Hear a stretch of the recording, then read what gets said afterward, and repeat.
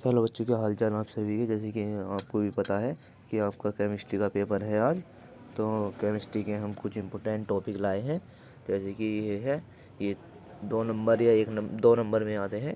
तो question number 1 है, मोललता क्या है। तो इसका आंसर है किसी विलय के मोललता में M1 kg विलायक में उपस्थित विलय के मोलों की संख्या को मोललता कहते हैं। क्वेश्चन नंबर 2 है, विशिष्ट प्रतिरोध की चालकता को परिभाषित कीजिए। तो आंसर होने वाला है 1 सेंटीमीटर लंबाई तथा 1 सेंटीमीटर स्क्वायर परिक्षेत्र के क्षेत्रफल ए वाले चालकों में विशिष्ट प्रतिरोध या प्रतिरोधकता कहलाता है।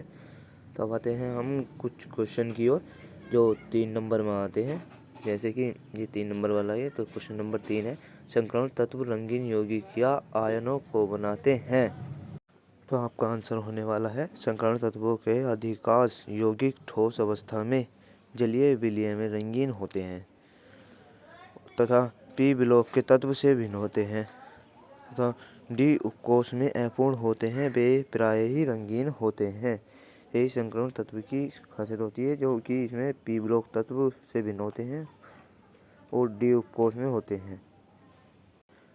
अब आते हैं 3 नंबर वाले में, जो कि ये आपकी समीकरण बनाने के लिए आता है।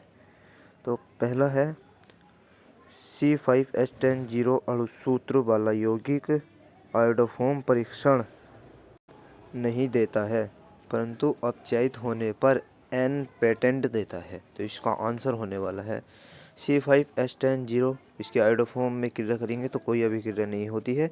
तो इसकी अभिक्रिया करते हैं तो CH3 CH2 CH2 CH2 CH3 N patent देता है तथा यौगिक एक उफ्रेनॉन है। इसका संरचना सूत्र है CH3 CH2 bond CH double bond O bond CH2 single bond CH3 देता है।